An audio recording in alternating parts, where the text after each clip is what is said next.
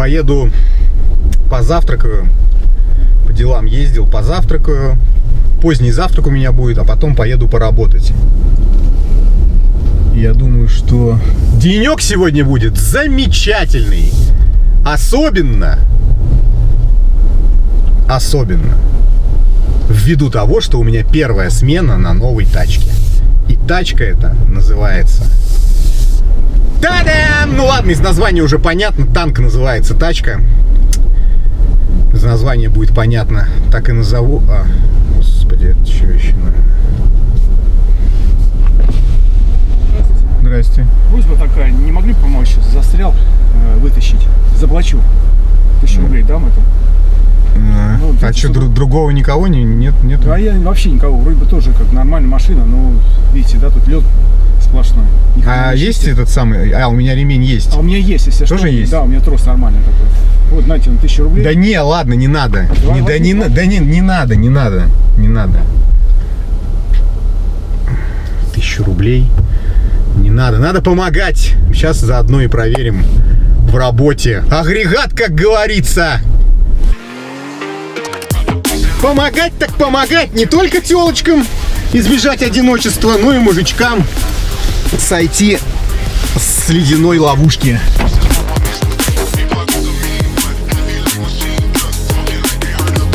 Пристегиваться в танке надо все время, потому что если не пристегнуться, он не поедет. Будешь давить на газ.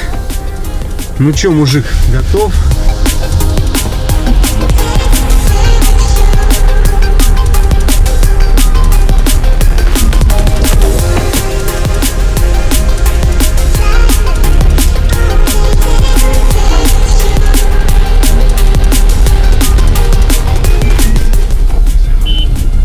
Все. Готово! 3 секунды и танк! Хе-хей!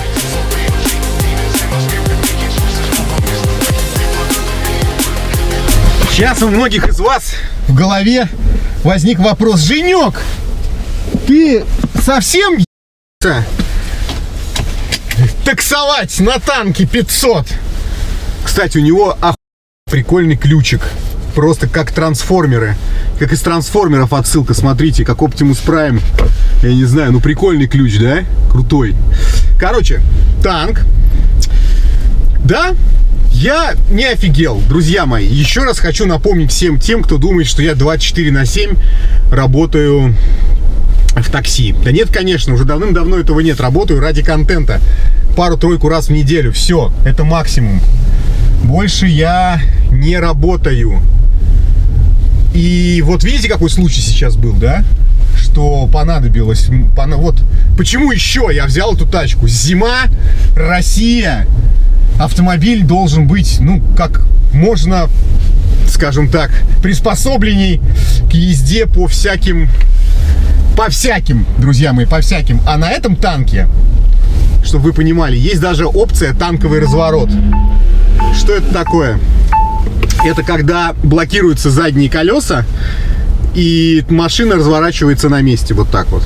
Ну, это внедорожная штука такая, если ты застрял в какой-нибудь грязи, в сугробе и так далее. В общем, внедорожных прибыл там здесь очень много. Я взял танк в максимальной комплектации, разница с немаксимальной комплектацией 400 000 рублей, а всяких штук до кучи. Панорамные крыши, выдвижных порогов, кожи и всего остального гораздо больше, чем в обычной комплектации, условно говоря. Вот такие у меня новости. Напишите, что думаете по этому поводу. Дурачок я, не дурачок. Пишите. Ну и не забывайте подключаться в парк. Наш парк работает, несмотря на то, что все вокруг закрываются, квакаются, не вывозят финансовые нагрузки. Вот. Мы работаем по-прежнему, и все довольны, собственно говоря. Можно спросить у всех, кто с нами работает, что у нас все стабильно, как любит говорить один из моих коллег, как швейцарские часы. Поэтому хотите ездить на танке, приходите в мой парк, потому что я наглядный пример. Работаю в своем парке и вот уже езжу на танке. Поеду, как я уже сказал, позавтракаю и, соответственно, поработаем, посмотрим, что день нам принесет.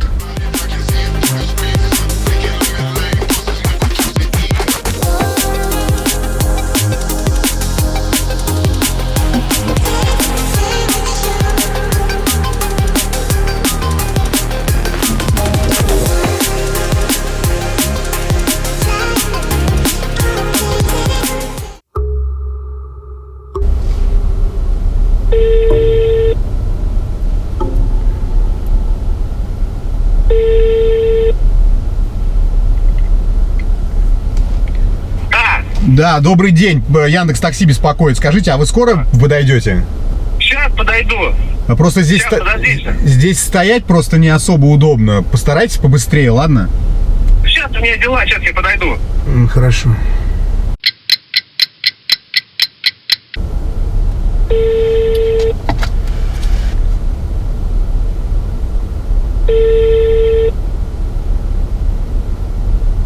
Алло. Это Яндекс Такси опять беспокоит. Может быть... Подожди, что тебе сложно подождать? Да, во-первых, почему... Подожди, один хрен.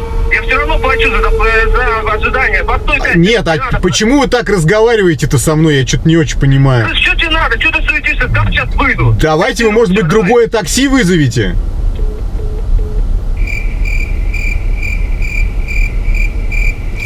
Мне даже интересно на этого покемона посмотреть, блин. Ладно. У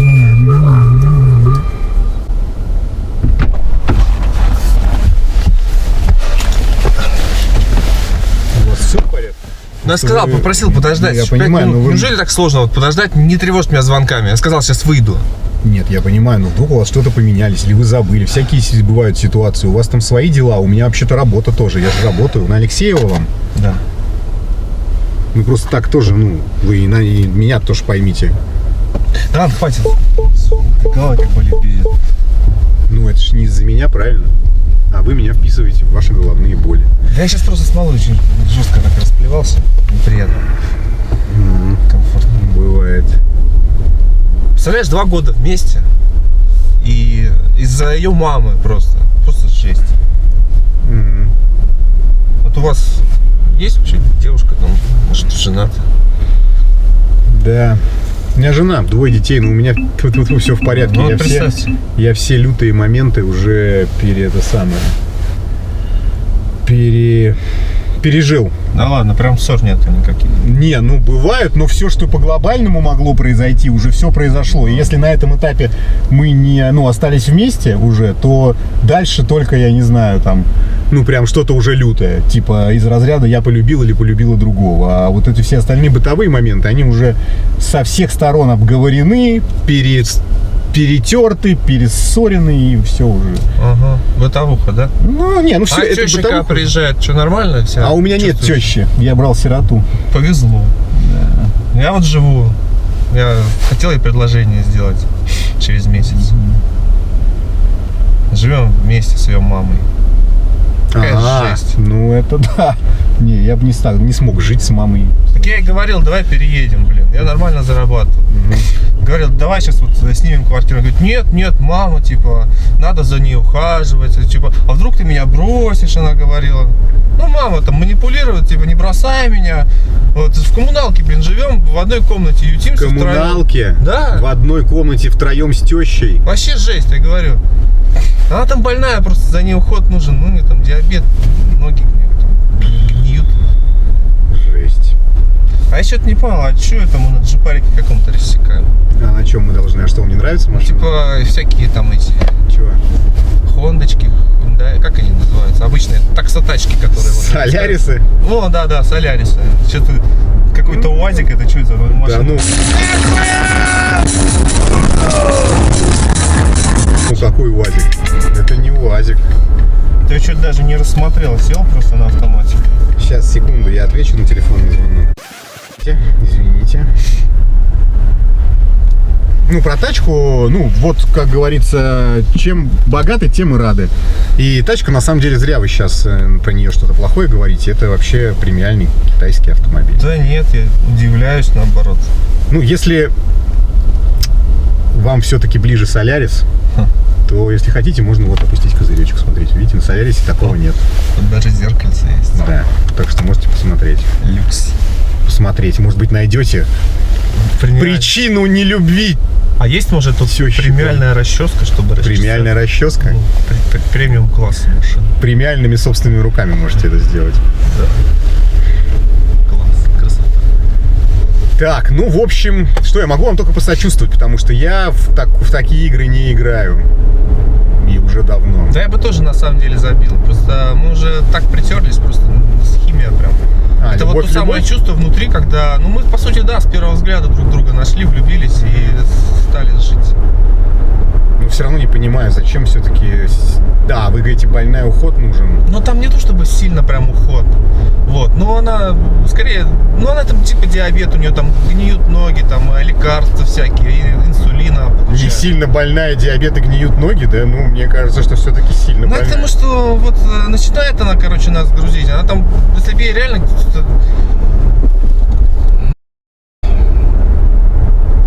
И какой выход-то в итоге? Ну вот вы поругались и чего? Хер знает. Я вообще не местный. Я сейчас вот еду просто к товарищу. Думаю, может поискать сам поживу где-нибудь отдельно. Где?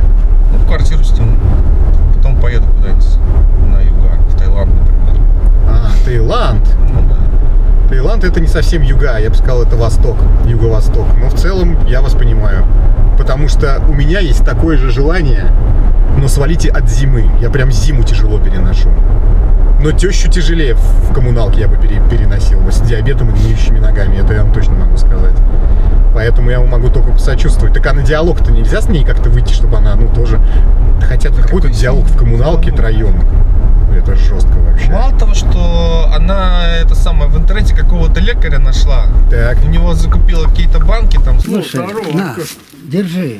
Это удобрение, понимаешь? Я тебе что говорю? В Китае это на вес золота. С собачьим жиром, какой-то вот этой чушью, блин. Весь холодильник заставила, открываешь, там воняет просто, ну, просто кошмар. Там проветривай, не проветривай, это все просто надо на выброс выбрасывать. И хлоркой, короче, антирадиационной какой-то штукой обрабатывать после нее. Так она еще деньги у нас просит на лекарства, мы даем. Вот, на этого лекаря тоже попросила. На все деньги, короче, которые она на похороны там откладывает, она их все потратила. На эти вот банки непонятные с мазями, с маслами, там вот, что она там себе мажет. Ну и, короче, я деньги просто стал свои прятать. Вот. Ну, наличку снимаю и в трусы кладу. Кстати, а я вам, по-моему, наличка, да? Сейчас? Нет, у вас безнал стоит, слава богу. Ну ладно. Я сейчас, погодите, еще раз. Да, у вас... Проверьте, да. Нет, у вас безнал, слава богу. Не. В принципе, знаете, можете поставить на нал. Нет, я переживу нормально, мне безнал вообще отлично будет. Только да, скидку придется супер. мне сделать, но такие манипуляции. Я, кстати, у нас проблемы с водой с горячей. Вот я неделю уже где-то душ не принимал. Это ж как нужно любить свою женщину, чтобы жить в таких, я бы сказал, мягко говоря, сложных условиях. Видимо, у вас там действительно не то что химия, у вас там еще и физика с биологией. Да, это есть. Это жестко. Мы познакомились в Бургер Кинге. Она кассиршей работает. Еще раз, сумма какая? 1500 478. Вот, я ей говорил, я люблю вообще девушек с формами. Так. Вот, она моя пышка, она моя булочка. Я ей говорю, ты ешь больше картошки фри, больше бургеров, чтобы... Есть такая поговорка даже. Лучше плавать на волнах, чем биться о твердые скалы, скалы. да.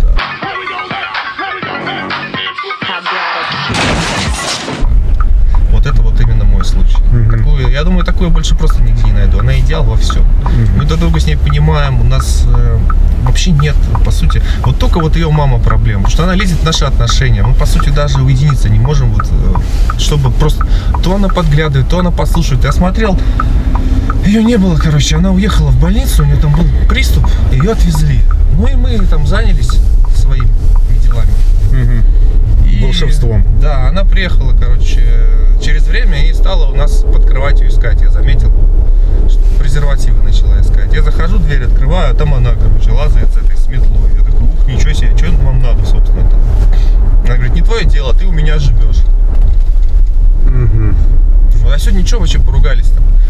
Она сегодня мне, короче, такая говорит, видишь, вон там мазь, раз уж ты у меня живешь, помоги мне, пожалуйста, намажь мне ноги. Чего, блядь? Ну, сами понимаете, да, ноги гнилые мазать мазью. Я говорю, не буду вообще. Давай лучше сиделку вам найму, короче, и пойду куда-нибудь. Ну, смотрите, мы подъезжаем уже. Что я могу вам сказать? Вот честно, без иронии, там, без каких-то шуток. Я вам реально сочувствую. И если хотя бы половина из того, что вы сказали, ну, прям правда, то это прямо боль. Прям боль. Поэтому что, крепитесь. Ну, я бы на самом деле, если уж человек даже в таком состоянии не понимает, как к нему относятся и вообще, что происходит, то надо как-то напрячься, поехать куда вы хотите, там, в Таиланд, на Бали, не знаю, куда угодно. Найти денег, нанять ей сиделку или сдать ее куда-нибудь в какой-нибудь интернат, где ухаживают за такими больными. Ну и не портить себе жизнь, не портить себе отношения. Моя малая против будет. Я предлагал уже сиделку нанять. Она, наоборот, она на сторону мамы всегда встает. Потому что мама ей манипулирует. Там, конечно, просто жизнь. Я не знаю, мне вот сложный выбор на самом деле предстоит. Либо пойти на это все. Да, в принципе, вам без разницы, вы тут работаете, я вас тут загрузил своими проблемами. Да ладно, все будет хорошо, не переживайте, правда. Вот по-человечески давайте руку вам пожму, все у вас будет отлично. Да, правда? Да, все у вас будет хорошо. В принципе, есть, конечно. Крепитесь, как говорится. С ней помириться. У нее день рождения скоро. Вот. И я долго думал, на самом деле, что ей подарить. Вот. И мы с ней обсуждали как-то. Вы вроде адекватный по разговору.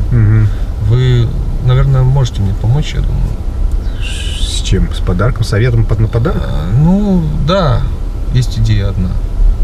Может, давайте тогда я ваш телефон запишу. Да. Личный. И если вы не против, если у вас будет время.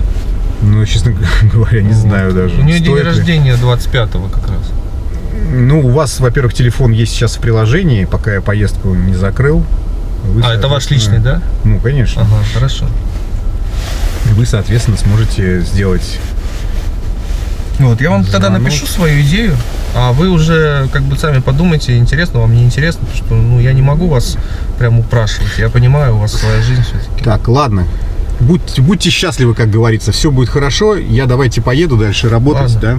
Всего вам хорошего. Да ну, перестаньте, все нормально, все хорошо. Накричал. Все хорошо, и у вас будет. Все, пока, до свидания. Ладно. Счастливо. А как открывается? Вот, видите, вон даже отъезжает. Так на Солярисе такого нет. Понты. И подножку. Да. Ладно, счастливо.